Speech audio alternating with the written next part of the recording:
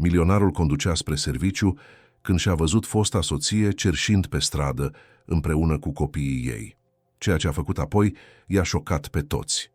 Vlad Ionescu se trezise la ora 6, fix, așa cum făcea în fiecare dimineață de luni până vineri din ultimii 15 ani.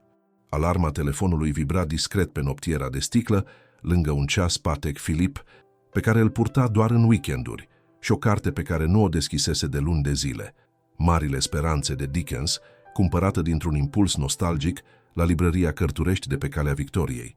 Se ridică din patul king size pășind pe parchetul lustruit al dormitorului său din penthouse-ul de pe Bulevardul Aviatorilor.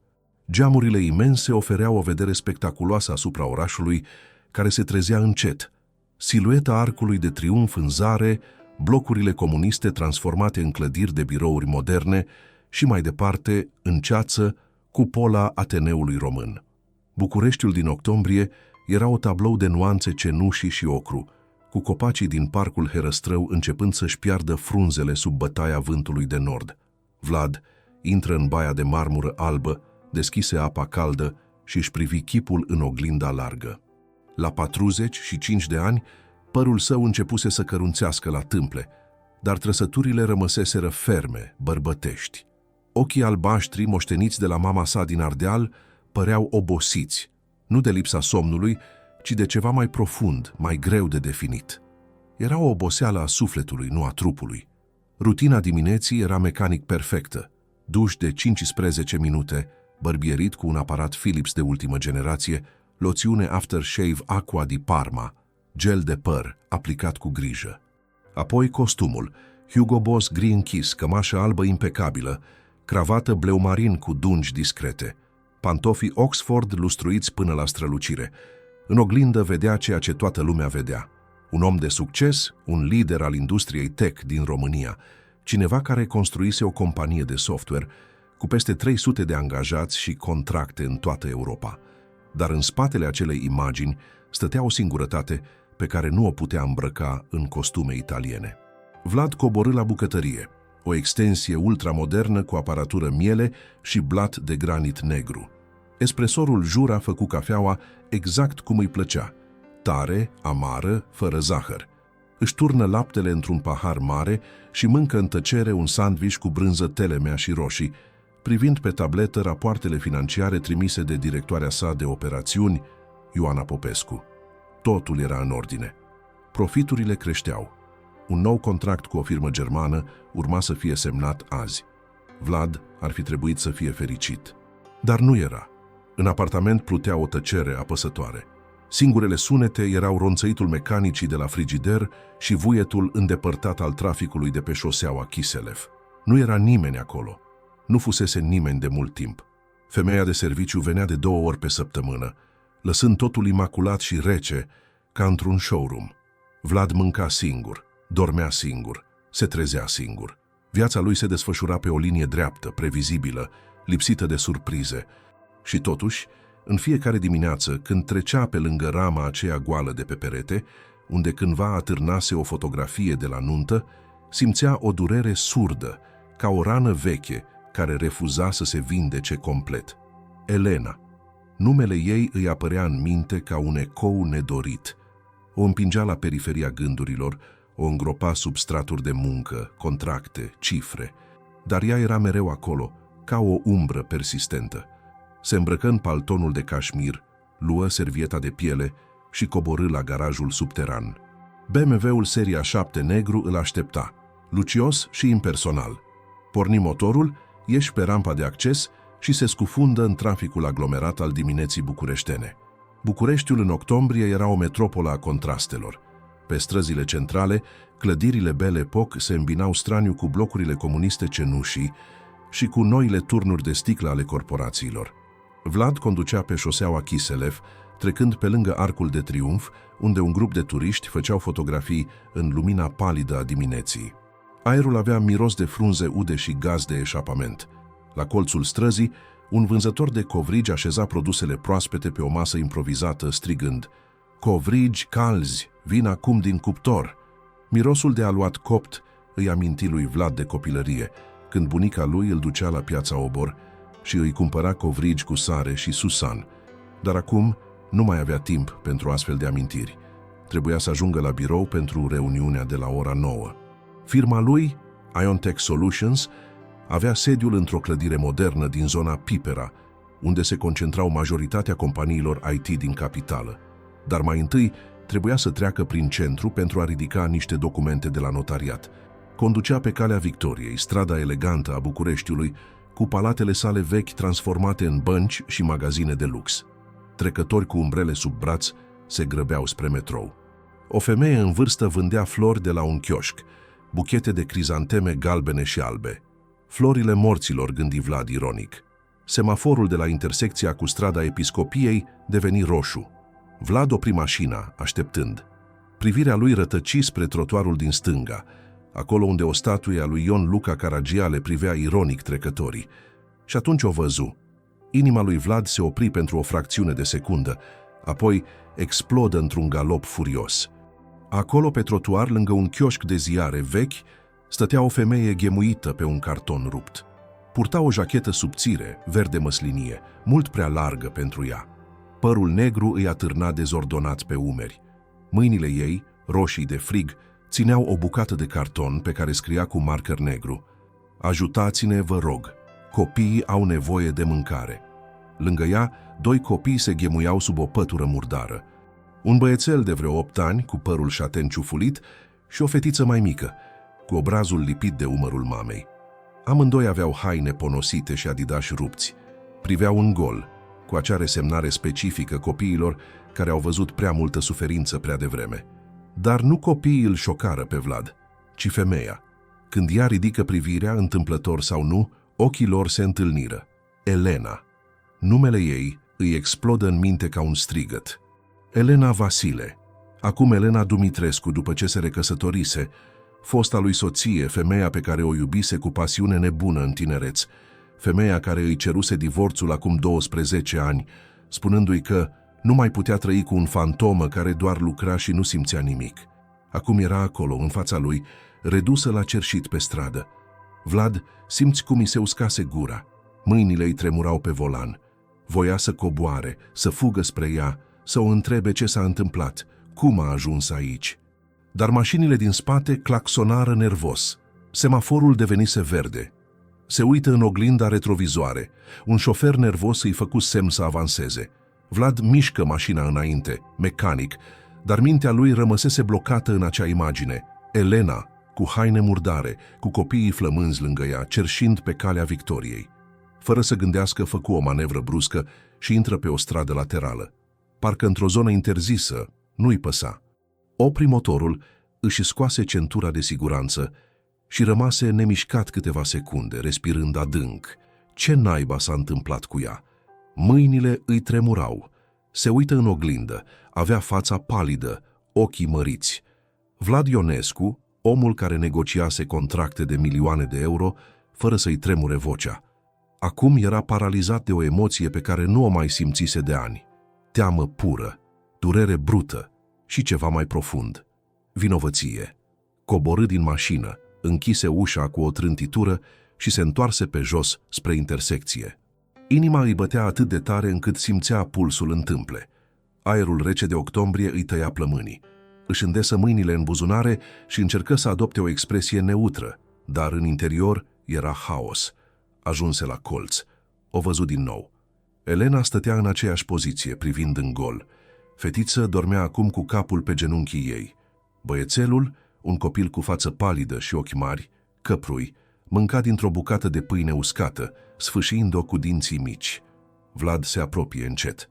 Când ajunse la 2 metri distanță, Elena ridică privirea. Și îl recunoscu. Expresia ei se schimbă instantaneu. Ochii ei căprui, aceiași ochi care îl priviseră cândva cu dragoste necondiționată, se umplură de rușine, furie și panică. Vlad, șopti ea, vocea ei răgușită de emoție. El nu știu ce să spună. Toate cuvintele pe care le pregătise în minte în acei 2 minute de mers dispărură. Rămase acolo, în picioare, privind-o, simțind cum îi se strânge stomacul. Elena, zise el în cele din urmă. Ce? Ce s-a întâmplat? Ea își ascunse fața în palme pentru o clipă, apoi își revenă rapid. Se ridică în picioare, trezind-o pe fetiță din somn.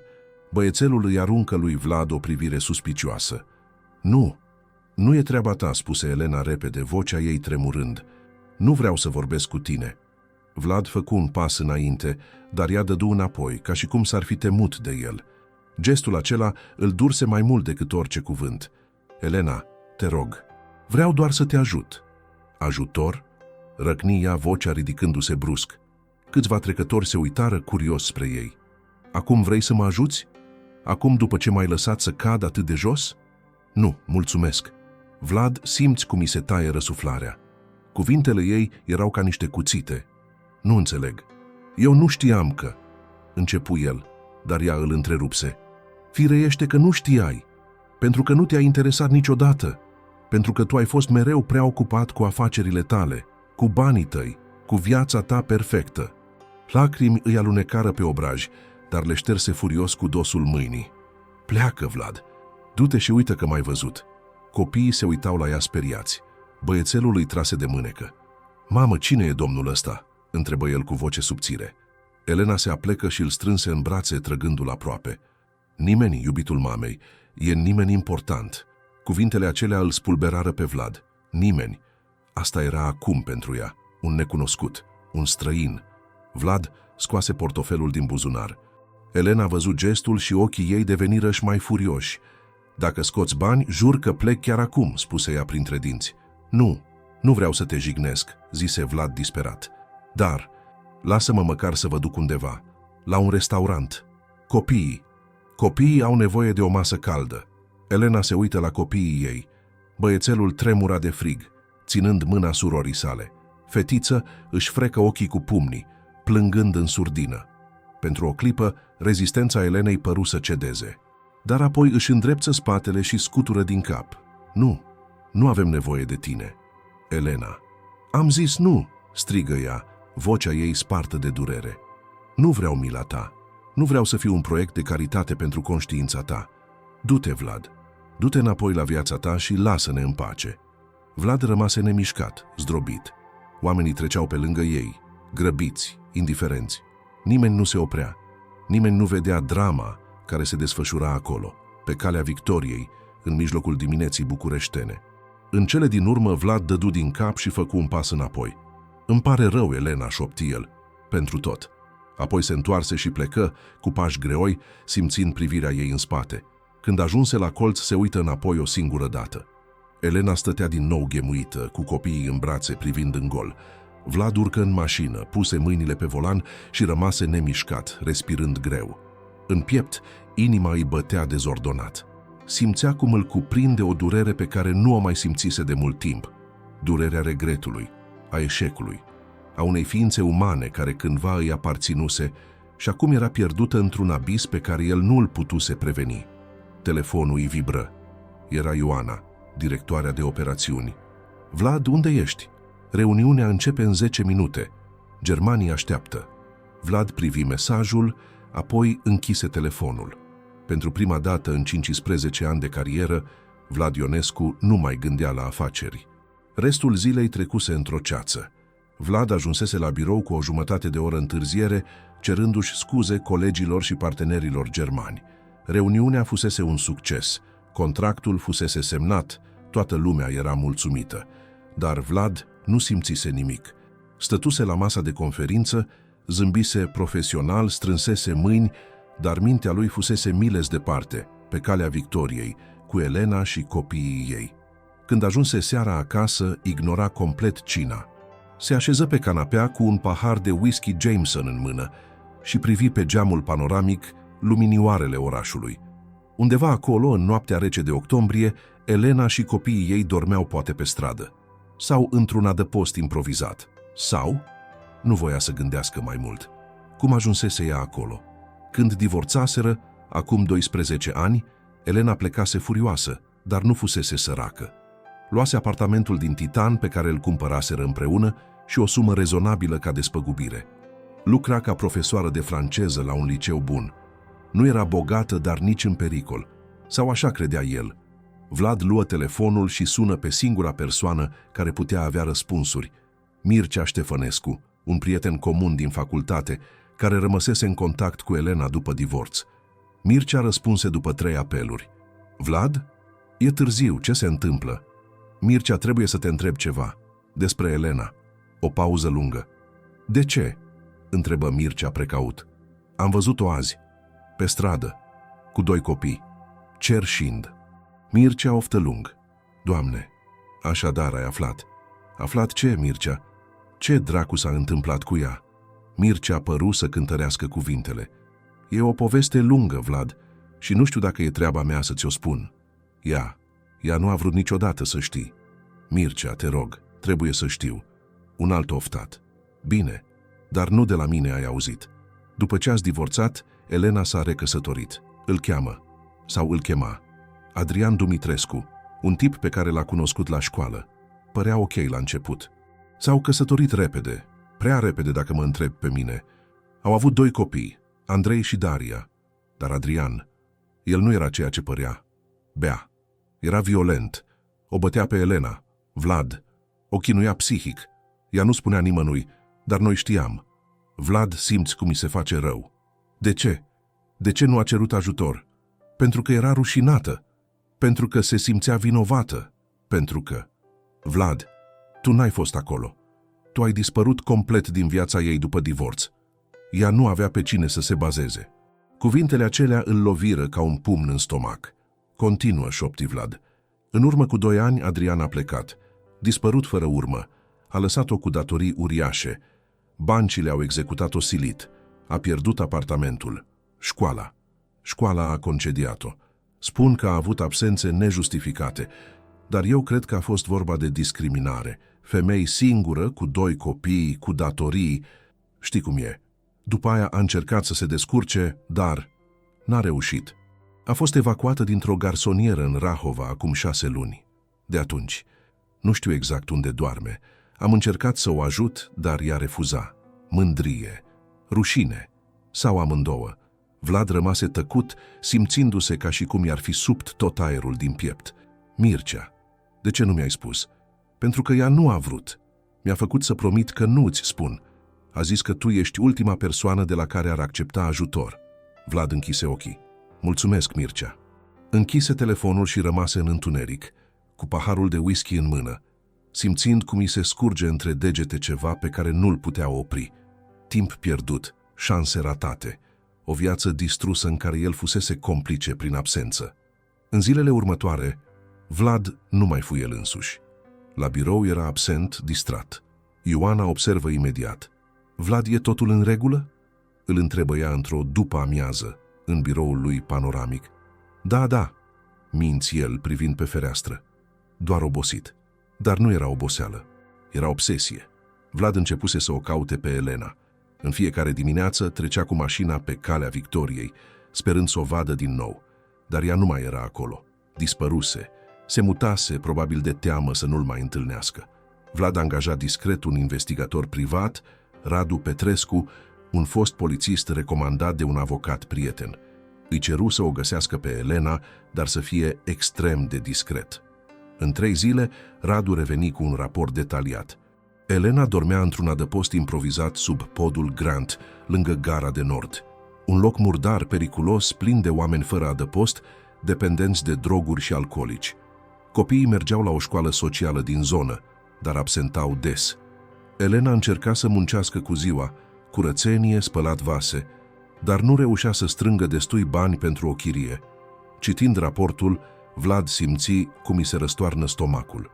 Elena, femeia care cândva citise poezii franceze la lumina lumânărilor, care râsese cu gura până la urechi când dansaseră pe La Vie en Rose la nunta lor, acum dormea sub un pod, cu copiii flămânzi lângă ea. Nu putea să permită asta. Dar cum să o ajute fără să îi rănească mândria, fără să o facă să se simtă umilită? Vlad gândi intens, apoi îi veni o idee. A doua zi dimineața, Vlad se îmbrăcă casual, blugi, jachetă de piele, șapcă și luă mașina spre gara de nord. Parcă la distanță și se apropie pe jos de podul Grant. Mirosul era insuportabil, urină, gunoi, mizerie. Sub pod, 10 de oameni își făcuseră locuri din cartonale, pături rupte, saci de plastic. Unii dormeau, Alții stăteau privind în gol, resemnați. Vlad o văzu pe Elena așezată pe un carton, cu copiii lângă ea. Andrei, băiețelul, se juca cu un băț, desenând în pământ. Daria, fetiță, stătea ghemuită, tremurând de frig. Inima lui Vlad se strânse. Se apropie încet. Elena îl văzu și se ridică imediat, punându-se în fața copiilor, ca un animal care își protejează puii. "Ce vrei?" întrebă ea aspru. "Am adus mâncare," zise Vlad, ridicând o pungă mare de la un restaurant local. "Pentru copii." Elena se uită la pungă, apoi la el. "Ți-am spus să mă lași în pace." "Știu, dar..." "Elena, te rog, pentru ei, nu pentru tine." Andrei și Daria se uitară la pungă cu ochi lacomi. Mirosul de sarmale și pâine caldă plutea în aer. Elena se uită la copiii ei, apoi înapoi la Vlad. Ochii ei erau plini de lacrimi, dar nu plânse. "Nu vreau să îți fii dator," șoptia. "Nu îmi ești datoare nimic," zise Vlad. "Te rog." În cele din urmă, Elena luă punga. Copiii se năpustiră asupra mâncării ca niște animale înfometate. Vlad îi privi, simțind cum îi se umple gâtul de lacrimi. Elena mâncă încet, în tăcere, fără să-l privească. Când terminară, Vlad scoase din buzunar o hârtie. "Am un prieten care deține un hotel mic în drumul taberei. Are camere libere, puteți sta acolo câteva nopți, gratis." "Nu," spuse Elena imediat. "De ce nu?" "Pentru că după aia ce? O să ne obișnuim cu căldura, cu apa caldă, cu un pat curat și apoi o să trebuiască să ne întoarcem aici. Și o să fie și mai greu." "Nu, Vlad, nu accept." Vlad suspină. "Atunci ce pot face?" Elena îl privi în ochi pentru prima dată de când venise acolo. "Poți să pleci. Poți să mă lași să mă descurc singură." "Cum am făcut până acum?" Vlad, simți cum îi se strânge inima. "Nu pot face asta, Elena. Nu pot să te las așa." "Ba da, poți. Ai făcut-o odată. Poți să o faci din nou." Cuvintele ei erau atât de reci, atât de dureroase, încât Vlad simți cum îi se taie respirația. Dădu din cap, se ridică și plecă, simțind privirea ei în spate, dar nu renunță. În săptămânile următoare, Vlad începu să acționeze în secret. Nu putea să o ajute pe Elena direct, dar putea să facă alte lucruri. Prin fundația corporației sale, deschise un program de asistență socială pentru mame singure aflate în criză. Contactă centre de zi, adăposturi, ONG-uri. Donă sume mari de bani, asigurându-se că Elena și copiii ei vor primi asistență, fără să știe că vine de la el. Apoi planificară ceva mai mare, o târg de angajare comunitară, organizat de Iontech Solutions în parteneriat cu primăria sectorului 1. Sute de joburi disponibile pentru persoane fără experiență recentă, inclusiv mame singure. Vlad se asigură că Elena primește o invitație personală, trimisă de un asistent social. Invitația spunea că prezența ei era recomandată de un centru de asistență socială și că avea șanse mari să primească un loc de muncă. Elena, ezitând, acceptă să meargă. Elena se pregăti cu grijă în dimineața târgului, împrumutase haine decente de la o femeie din adăpost, o bluză albastră și o fustă neagră, amândouă puțin prea largi. Își spălă părul într-o baie publică și încercă să arate cât mai prezentabilă. Copiii rămaseră cu o vecină de la adăpost, o femeie în vârstă pe nume Gheta, care promisese să aibă grijă de ei. Elena ajunse la centrul expozițional Romexpo, unde se organiza târgul. Era impresionant. Zeci de standuri, reprezentanți ai firmelor, oameni îmbrăcați elegant, discutând cu candidații. Elena se simți mică, neînsemnată, murdară, dar respiră adânc și intră. La standul Iontech Solutions, o tânără drăguță, pe nume Andreea Marin, o primi cu un zâmbet cald. "Bună ziua, numele dumneavoastră?" Elena Dumitrescu. Andreea verifică o listă. "Ah, da, sunteți pe lista recomandărilor. Perfect, haideți să discutăm.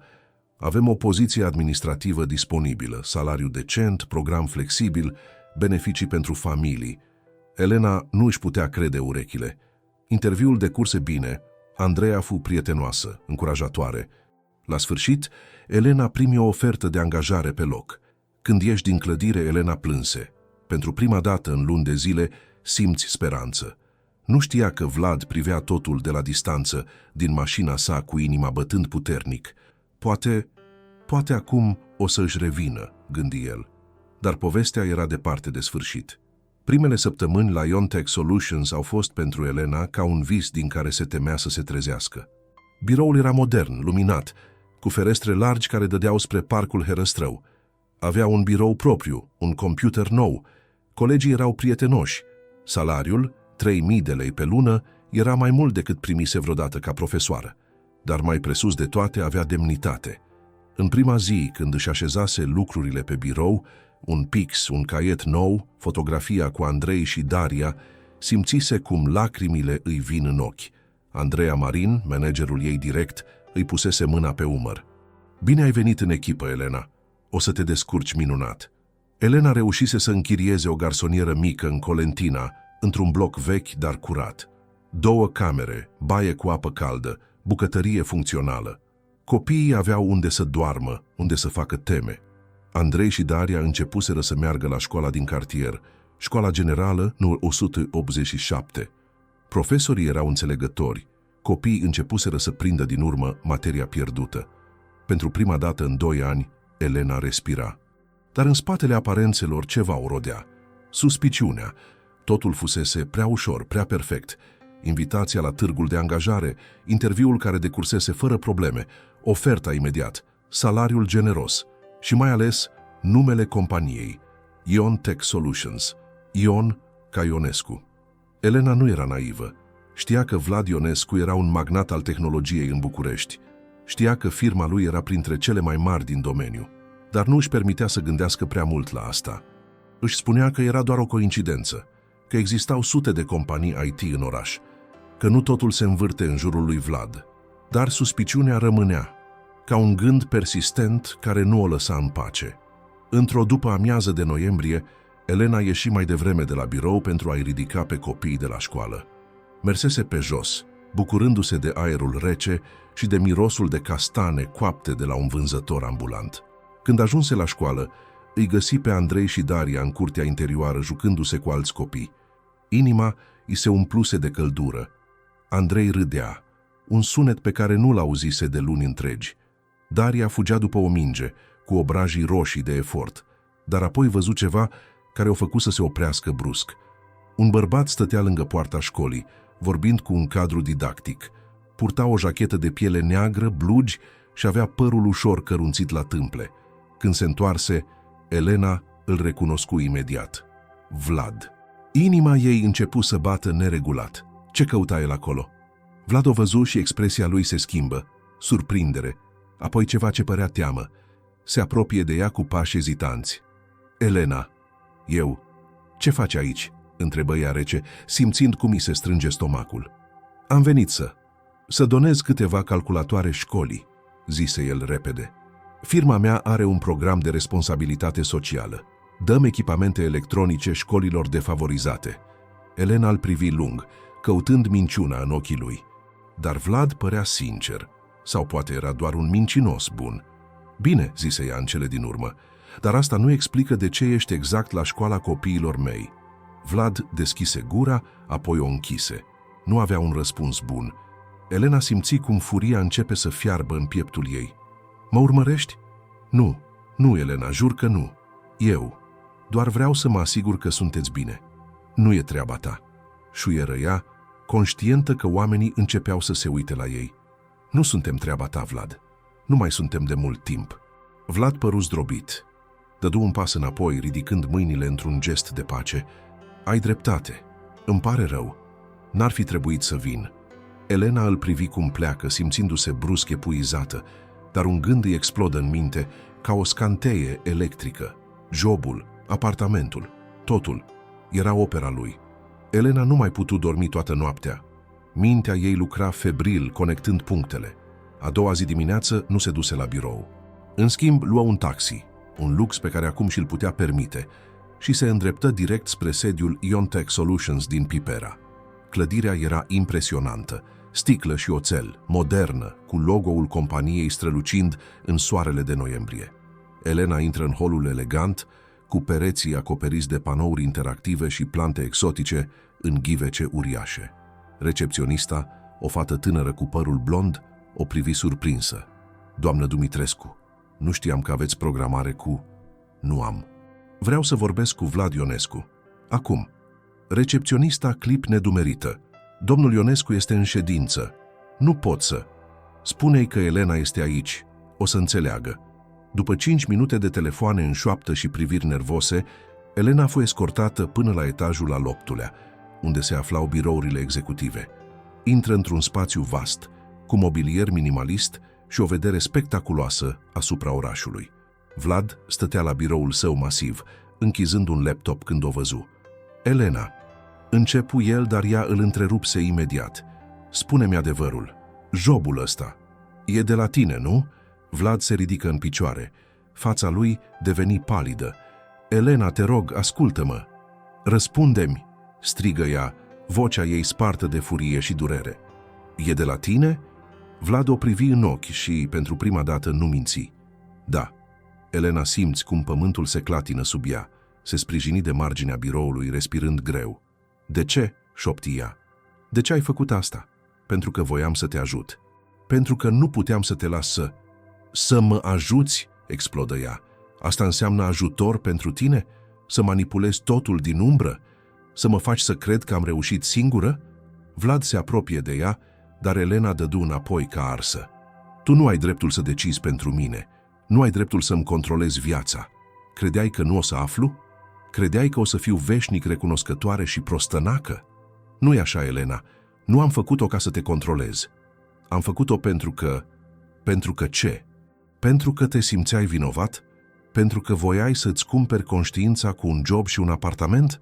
Cuvintele ei îl loviră ca niște pumni. Vlad, simți cum îi se strânge gâtul. Pentru că te iubesc încă, strigă el, vocea lui răsunând în birou. Pentru că nu am putut să trăiesc știind că tu și copiii dormiți pe stradă. Pentru că am fost un idiot care te-a pierdut odată și nu vreau să te pierd din nou. Tăcerea care urmă fu asurzitoare. Elena îl privi cu ochii măriți, respirând greu. Lacrimi îi curgeau pe obraj, dar nu le șterse. Nu ai dreptul, șopti ea. Nu ai dreptul să spui asta acum. Nu după ce m-ai abandonat.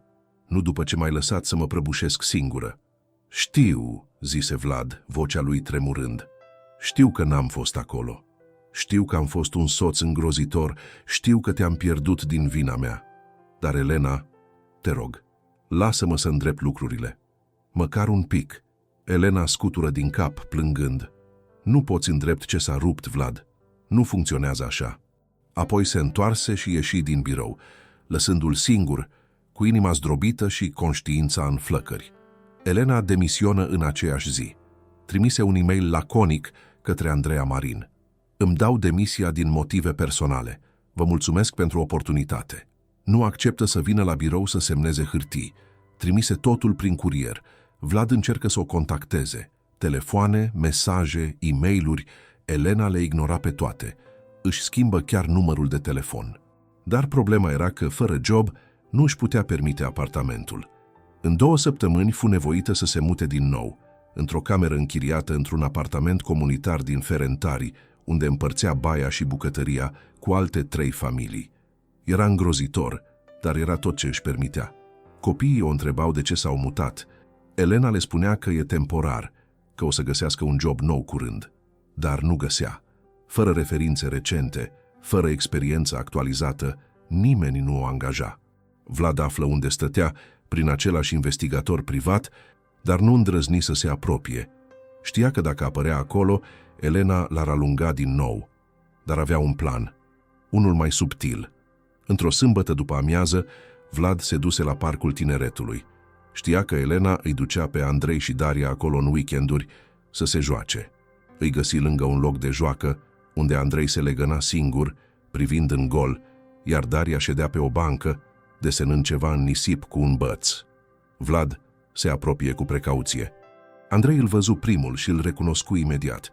Tu ești domnul de la școală, strigă băiețelul. Vlad zâmbi.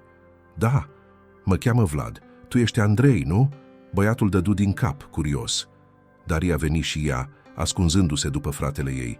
Vă deranjez dacă mă așez puțin, întrebă Vlad arătând spre bancă. Andrei se uită în jur căutând-o pe mama lui. Elena era la o distanță sigură, vorbind la telefon, neobservându-i încă. Cred că e ok, zise Andrei. Vlad se așeză. Daria îl studie cu ochi mari, căprui. atât de asemănători cu ai Elenei, încât îi tăie respirația. "De ce vii mereu pe unde suntem noi?" întrebă Andrei direct. "Mama spune că ești un om rău."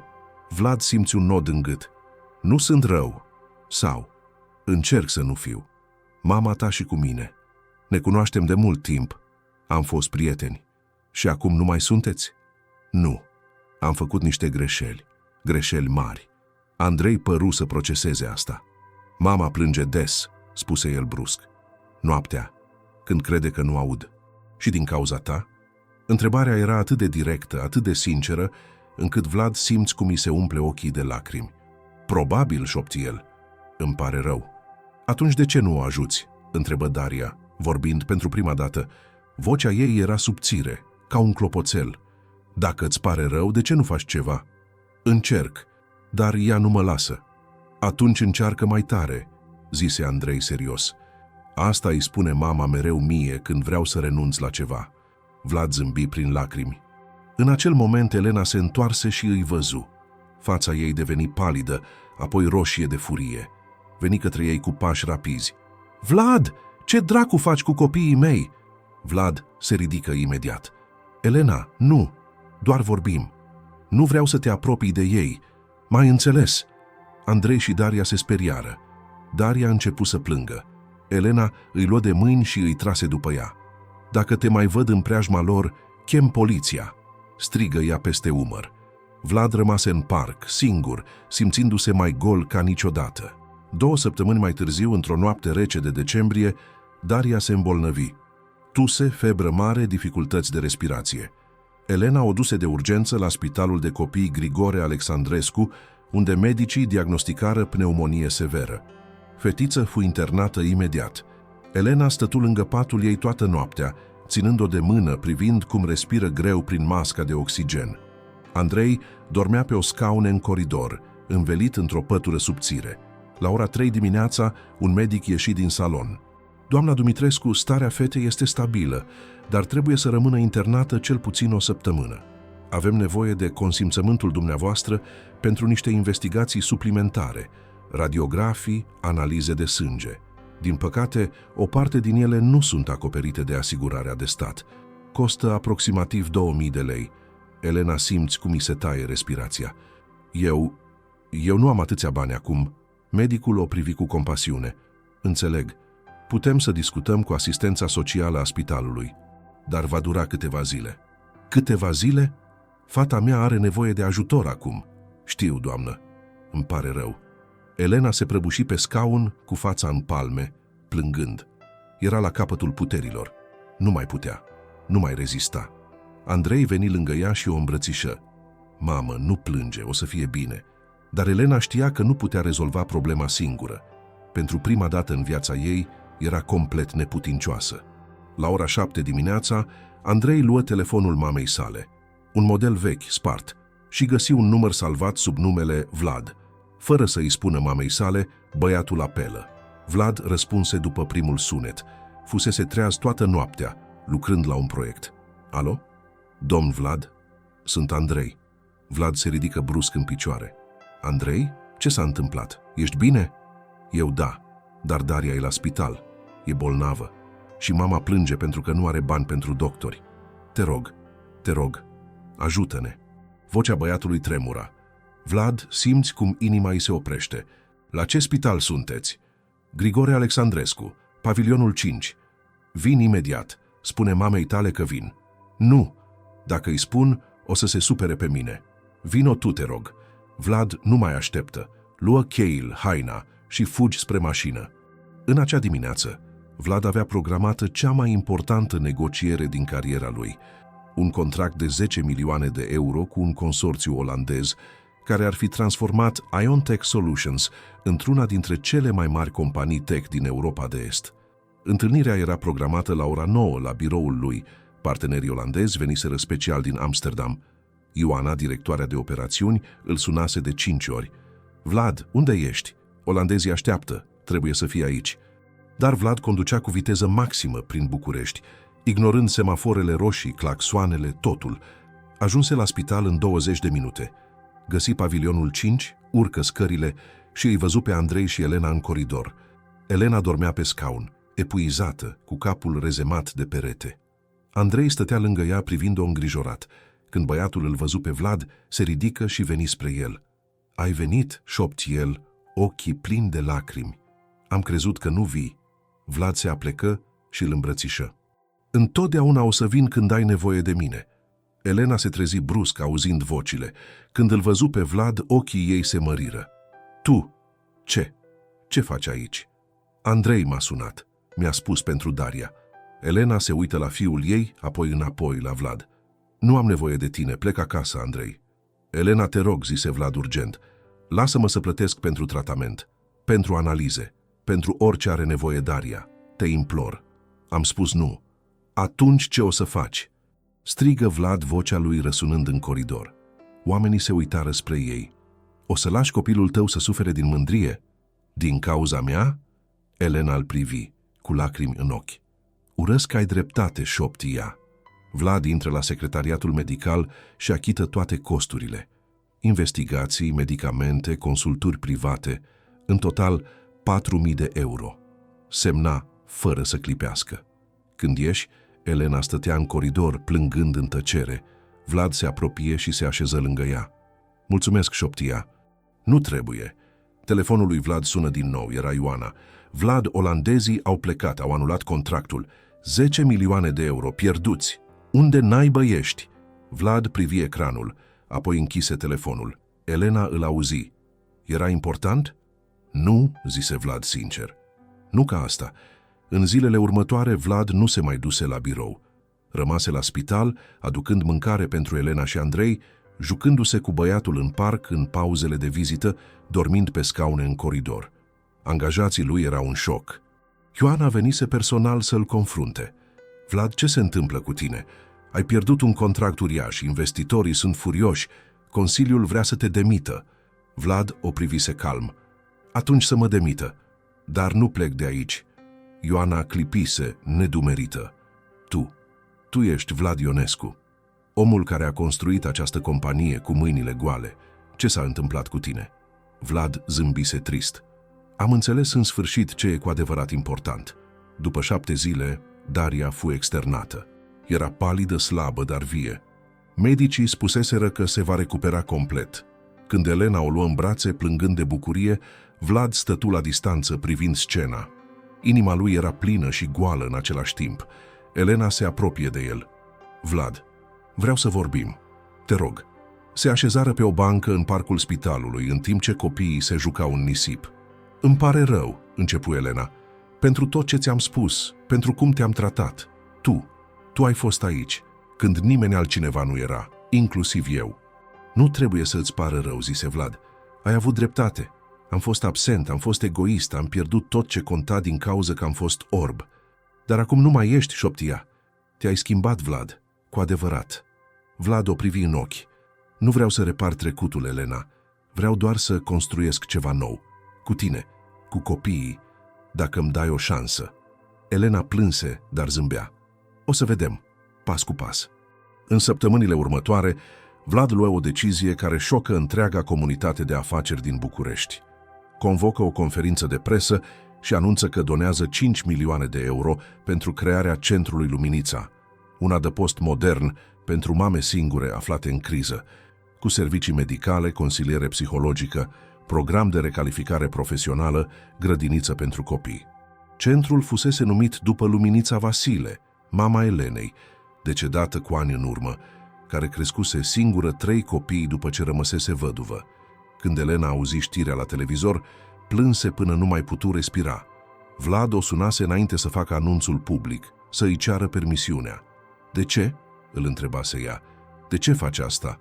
"Pentru că mama ta a fost o femeie extraordinară, pentru că tu ești o femeie extraordinară și pentru că vreau ca alte femei să aibă o șansă pe care tu n-ai avut-o." Elena nu găsise cuvinte. Inaugurarea Centrului Luminița fu o zi istorică. Presa, politicieni, reprezentanții ai ONG-urilor, toți erau prezenți, dar pentru Elena, singura imagine care conta era Vlad, în costum elegant, vorbind cu pasiune despre importanța sprijinului comunitar, despre demnitatea fiecărui om, despre a doua șansă. După ceremonie, Vlad o găsi pe Elena în grădina centrului, stând singură pe o bancă. "Ești bine?" întrebă el. Ea dădu din cap, șterându-și lacrimile. "Mama ar fi fost atât de mândră." Vlad se așeză lângă ea. "Și eu sunt mândru de tine, pentru că ai supraviețuit, pentru că nu ai renunțat niciodată." Elena îl privi și în ochii ei, Vlad văzu ceva ce nu mai văzuse de mult timp. Iertare. "Vlad, vreau să încercăm din nou. Nu ca înainte, ca ceva nou, ceva mai bun." Vlad o luă de mână. "Promit că de data asta voi fi prezent. În fiecare zi, în fiecare clipă." Și pentru prima dată, în 12 ani, se sărutară.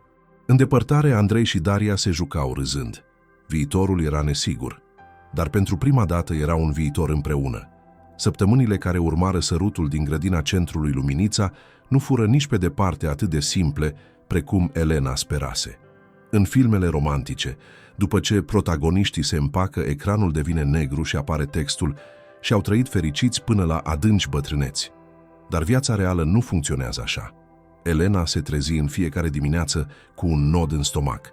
Teama era acolo, persistentă, ca o umbră pe care nu putea să o scape. Teama că va repeta greșelile trecutului. Teama că Vlad se va întoarce la vechile obiceiuri. Teama că va fi din nou abandonată.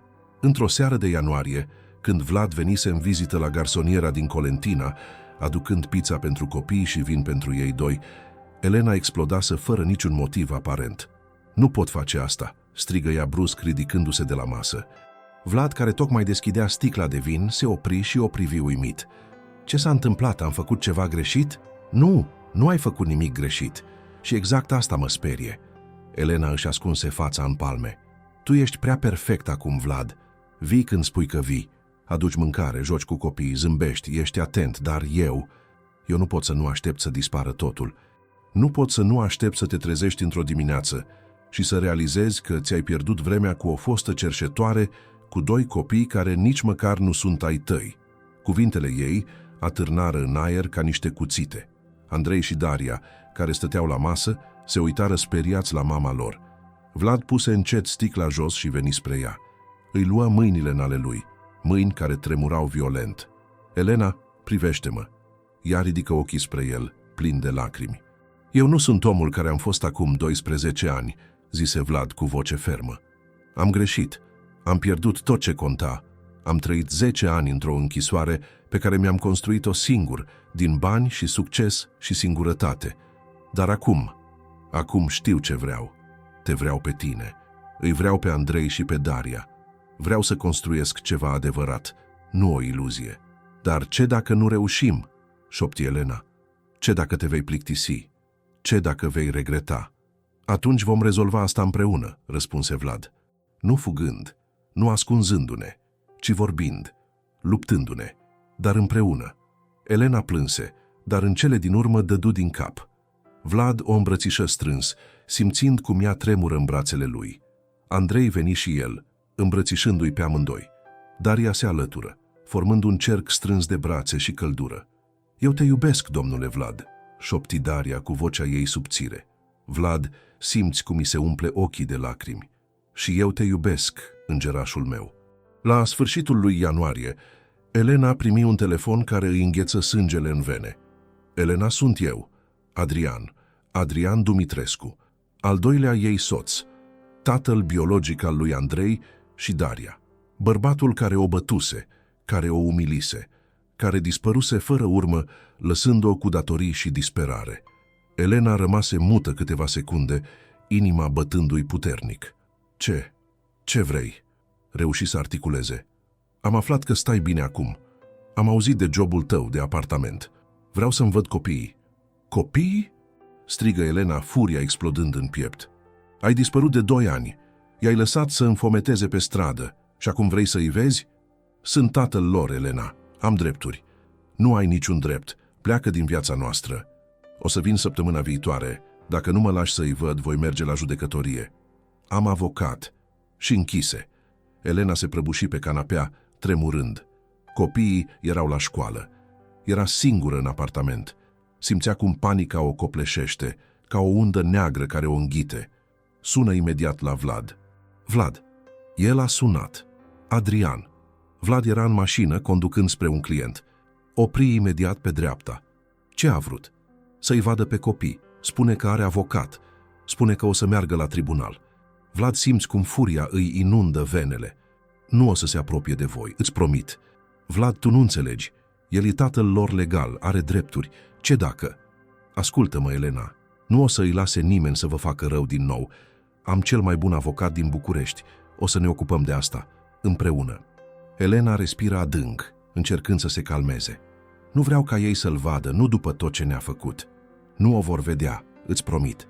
Adrian Dumitrescu a apărut exact când spusese, o săptămână mai târziu, într-o după-amiază de februarie, la ieșirea de la școala copiilor. Elena venise să îi ridice pe Andrei și Daria, când văzu un bărbat stând lângă poartă. Era mai slab decât îl ținea minte, cu părul gras și haine murdare, dar ochii lui, aceiași ochi reci, calculatori, o făcură să îngheț. Elena, zise el zâmbind, arăți bine. Pleacă, șuieră ea, punându-se instinctiv în fața copiilor care ieșiseră tocmai din clădire. Andrei îl văzu și se opri brusc. Fața lui deveni palidă. Tată, șopti băiatul. Adrian făcu un pas înainte, întinzând brațele. Andrei, băiatul meu, vino la tată! Dar Andrei nu se mișcă. Se lipise de Elena, tremurând. Daria începuse să plângă. Nu îți apropie de ei, strigă Elena. Sunt copiii mei. Am dreptul să-i văd. Nu ai niciun drept. Ai plecat. I-ai abandonat. Adrian râse amar. Am avut probleme, Elena, dar acum sunt mai bine. Vreau să fiu din nou în viața lor. Vreau. Vrei ce? O voce rece întrerupse conversația. Vlad apăruse din spate, venind dinspre parcarea școlii. Purta un palton negru, părea înalt, impunător. Ochii lui albaștri erau îngheți. Adrian se întoarse, surprins. Cine dracu ești tu? Sunt Vlad Ionescu. Și tu ești Adrian Dumitrescu, presupun. Bărbatul care și-a abandonat familia și acum vrea să se întoarcă ca și cum nimic nu s-ar fi întâmplat. Adrian râse nervos. Nu e treaba ta, omule. Ba da, este. Pentru că familia asta e acum sub protecția mea și nu o să las pe nimeni să le facă rău. Adrian îl măsură pe Vlad, observând costumul scump, încrederea din voce. Simți imediat că nu era un adversar ușor. Am avocat, mormă el. Am drepturi legale. Vlad scoase telefonul și apelă un număr. Puse pe speaker. Domnule Popescu, sunt Vlad Ionescu. Sunt aici cu domnul Adrian Dumitrescu. Poate îi spuneți ce am discutat ieri? O voce autoritară răspunse din telefon. Bună ziua, domnule Dumitrescu. Sunt Andrei Popescu, avocat specializat în dreptul familiei. Doresc să vă informez că am depus ieri la tribunal o cerere de anulare a drepturilor dumneavoastră parentale, pe baza abandonului familiei, a violenței domestice documentate medical și a neplății pensiei de întreținere timp de 2 ani. Aveți 7 zile să răspundeți. Dacă vă apropiați de copii fără permisiunea mamei, voi depune și o cerere de ordin de restricție. O zi bună. Și închise. Adrian rămase mut, cu fața roșie. Apoi îl împinse pe Vlad cu furie. Cine dracu crezi că ești? Nu poți să-mi iei copiii. Vlad nu se clinti. 2 agenți de securitate, angajați discreți de Vlad, apărură imediat, punându-se între el și Adrian. Sugerez să plecați, domnule Dumitrescu, zise unul dintre agenți, înainte să chemăm poliția. Adrian îi aruncă o privire plină de ură Elenei, apoi lui Vlad. Apoi se întoarse și plecă, dispărând în mulțime. Elena se prăbuși în brațele lui Vlad, plângând. E terminat?" șopti ea. E terminat," răspunse Vlad, ținând-o strâns. Andrei și Daria se alăturară îmbrățișării, plângând și ei, dar de ușurare. În lunile care urmară, Elena a început să lucreze din nou, dar nu la o companie obișnuită. Devenise coordonatoarea educațională a Centrului Luminița, ajutând alte femei aflate în situații similare cu a ei să își reconstruiască viețile. Era un job dificil, emoțional epuizant, dar profund satisfăcător. În fiecare zi, Elena vedea femei care ajungeau la centru cu ochii goi, resemnate, și plecau după săptămâni sau luni cu speranță în priviri. Fiecare poveste de succes o vindeca pe Elena puțin câte puțin. Vlad, la rândul său, se transformase. Renunțase la obsesia pentru cifre și contracte. Delegase mai multă responsabilitate echipei sale executive și își petrecea mai mult timp făcând ceea ce conta cu adevărat, fiind prezent. În fiecare joi seară ducea familia, pentru că așa începuse să-i vadă pe Elena, Andrei și Daria, ca pe familia lui, la cina la restaurantul tradițional românesc din centrul vechi, Caru cu bere. Copiii adorau interiorul ornamentat, cu tavanele pictate și muzica live. Andrei învățase să comande singur sarmale cu mămăligă, iar Daria își petrecea timpul desenând pe șervețele portretele chelnerilor. Într-o seară, după ce copiii adormiseră acasă, Elena și Vlad stăteau pe balconul mic al garsonierei, împărțind o sticlă de vin murfatlar și privind luminile orașului. Vlad, începu Elena încet, vreau să te întreb ceva și vreau un răspuns sincer. Orice. De ce ai renunțat la atât de multe pentru mine? La contracte, la reputație, la viața ta perfectă? Nu înțeleg. Vlad se uită la paharul său de vin, gândindu-se la răspuns. Pentru că acea viață perfectă era goală, zise el în cele din urmă. Aveam tot ce credeam că vreau. Bani, succes, recunoaștere. Dar eram singur și singurătatea aia mă rodea pe dinăuntru, încet ca un cancer. Când te-am văzut pe stradă în ziua aceea, a fost ca și cum mi-ar fi tras cineva un pumn în stomac. Toate iluziile mele s-au prăbușit. Am realizat că am trăit jumătate din viață ca un robot. Și nu mai voiam asta. Elena îi luă mâna. Îmi e teamă uneori că o să regreți, că o să te uiți într-o zi la mine și o să îți amintești cine am fost. O cerșetoare, o femeie distrusă. Vlad o întoarse spre el, privind-o în ochi. Elena, tu nu ești o femeie distrusă. Tu ești cea mai puternică femeie pe care o cunosc. Ai supraviețuit la lucruri care i-ar fi zdrobit pe alții. Ai protejat copiii tăi chiar când nu aveai cum să te protejezi pe tine. Ai păstrat demnitatea chiar când viața încerca să-ți o ia. Nu regret nimic, niciodată. Lacrimile îi curgeau pe obrajii Elenei, dar zâmbea. Te iubesc, Vlad Ionescu. Și eu te iubesc, Elena Dumitrescu. Sau, poate, Elena Ionescu? Elena clipi, surprinsă. Vlad coborî în genunchi, scoțând din buzunar o cutie mică de catifea. Când o deschise, o verighetă simplă, de aur alb, străluci în lumina slabă a balconului. Nu vreau să te grăbesc, nu vreau să te presez, dar vreau să știi că tu și copiii sunteți totul pentru mine.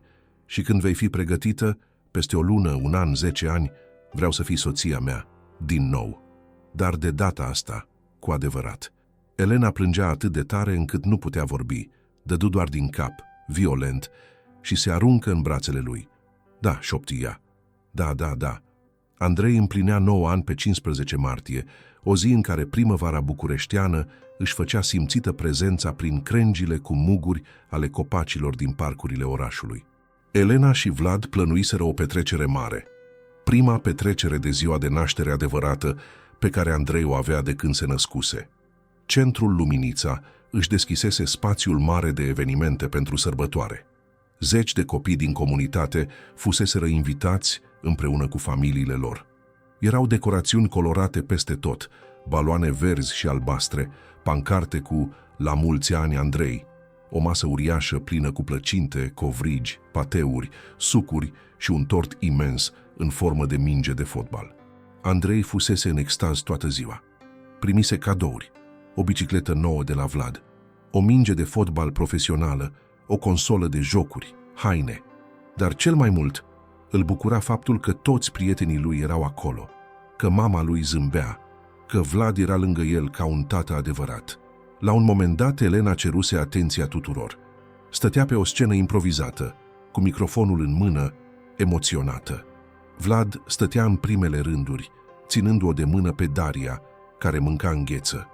Bună ziua tuturor, începu Elena, vocea ei tremurând ușor. Vreau să vă mulțumesc că ați venit la aniversarea lui Andrei. Pentru familia mea, această zi înseamnă mai mult decât poate înțelegeți. Acum 2 ani, eu și copiii mei eram pe stradă. Nu aveam unde să dormim, ce să mâncăm. Nu aveam speranță, credeam că asta e viața noastră. Frig, foame și disperare. Sala devenit tăcută. Copiii nu înțelegeau pe deplin, dar adulții ascultau atent. Dar apoi cineva a apărut în viața noastră, continuă Elena, privindu-l pe Vlad. Cineva care nu trebuia să facă nimic. Cineva care ar fi putut să treacă pe lângă noi și să ne uite, dar nu a făcut-o. A ales să ne vadă, a ales să ne ajute și, mai important, a ales să rămână. Vlad Ionescu nu mi-a salvat doar viața, mi-a salvat sufletul. Mi-a arătat că nu suntem definiți de eșecurile noastre, ci de cum ne ridicăm după ele. Lacrimile îi curgeau pe față, dar zâmbea. Vlad, vino te rog aici. Vlad se ridică, surprins, și urcă pe scenă. Elena îl îmbrățișă strâns. Mulțumesc, șopti ea. Nu pentru bani, nu pentru job, ci pentru că ai văzut valoare acolo unde toți vedeau doar eșec. Sala explodă în aplauze. Copiii strigau și râdeau. Andrei veni și el pe scenă, îmbrățișându-i pe amândoi. Daria se alătură și în acea clipă o fotografie fu făcută. Imaginea care avea să fie acolo pe peretele din living pentru restul vieților lor. Vlad, Elena, Andrei și Daria, îmbrățișați, zâmbind, fericiți. Era o dimineață de septembrie, caldă și luminoasă. Frunzele începuseră să-și schimbe culorile în nuanțe de galben și portocaliu în parcul Herăstrău. Vlad și Elena se căsătoriseră într-o ceremonie mică, intimă, la mănăstirea Stavropoleos din centrul vechi. Doar ei, copiii, câțiva prieteni apropiați și familia. Acum locuiau împreună într-o casă spațioasă din Băneasa, nu un palat ostentativ, ci o locuință caldă, cu grădină unde copiii puteau să se joace.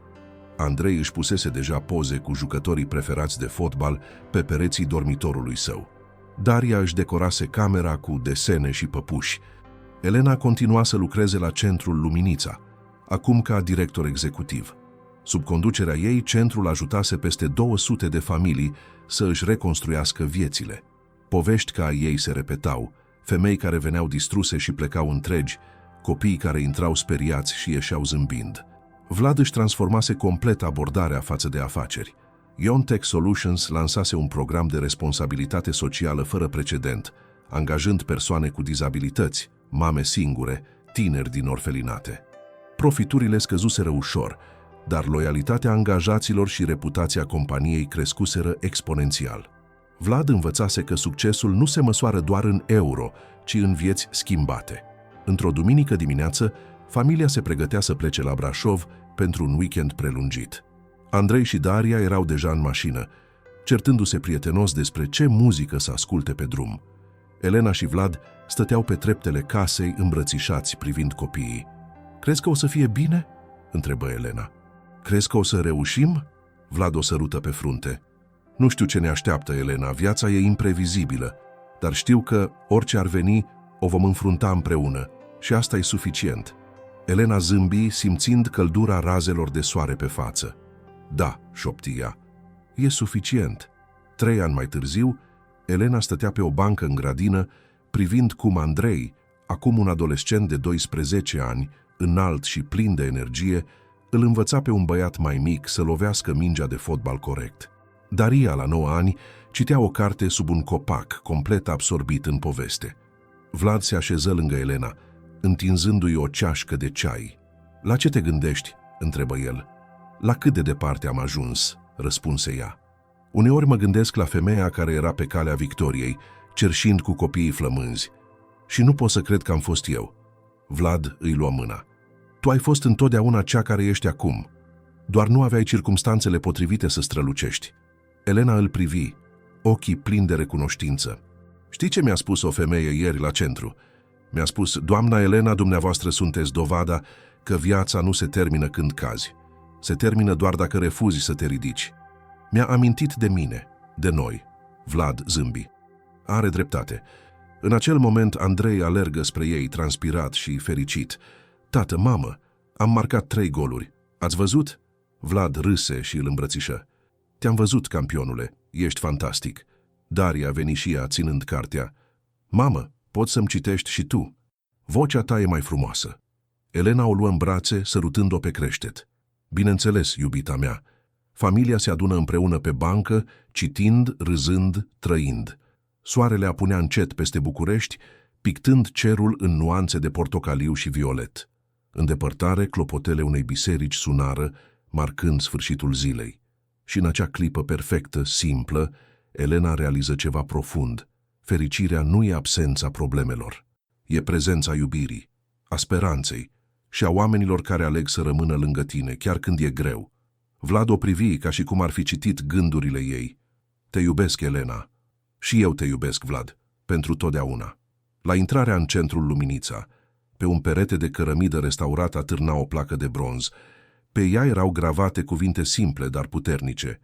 Aici nu se oferă milă, aici se oferă speranță, pentru că fiecare om merită o a doua șansă.